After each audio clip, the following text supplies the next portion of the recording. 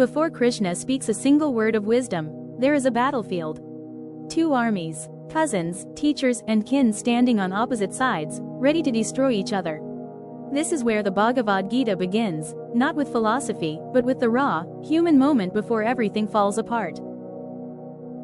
The blind king Dhritarashtra is far from the battlefield and can't see anything, so he asks his advisor Sanjaya, granted a kind of magical vision, to describe what's happening.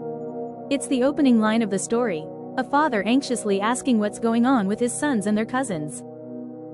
Sanjaya starts narrating. Duryodhana looks out at the opposing army and gets nervous enough that he immediately goes to talk to his teacher, Drona, setting up a tense, anxious mood from the very start.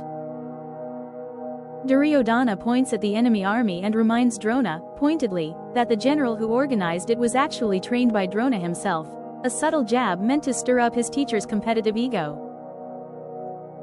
Duryodhana starts reading off the opposing army's star players, like an anxious scouting report before a big match. More names are added to the list of impressive opposing warriors, continuing Duryodhana's nervous roll call.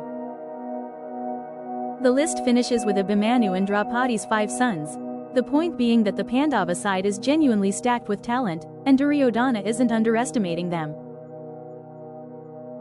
Duryodhana switches gears. After listing the enemy's strengths, he starts reminding himself and Drona who's on their own side. Duryodhana lists his own army's biggest names, Drona, the legendary Bhishma, the formidable Karna, reassuring himself that his side is strong too. Duryodhana wraps up his list by saying there are countless other loyal, well-trained warriors ready to die for him, hyping up morale before the fighting starts. Duryodhana reassures himself that his side has the advantage, though the emotional undertone could equally read as anxiety he's trying to talk himself out of. Duryodhana gives the actual military order: protect Bhishma above all else. He's betting his entire strategy on Bhishma as the linchpin of the army. In verse 1 to 11, we're shown something deeply human: fear disguised as bravado. Duryodhana spends these 11 verses hyping himself up, listing warriors, comparing armies, trying to talk himself into confidence.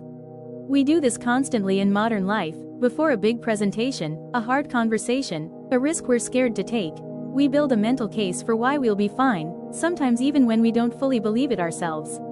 The lesson isn't about warfare, it's about recognizing when we're doing exactly what Duryodhana is doing, talking ourselves into false confidence instead of sitting with the truth of what we're actually feeling.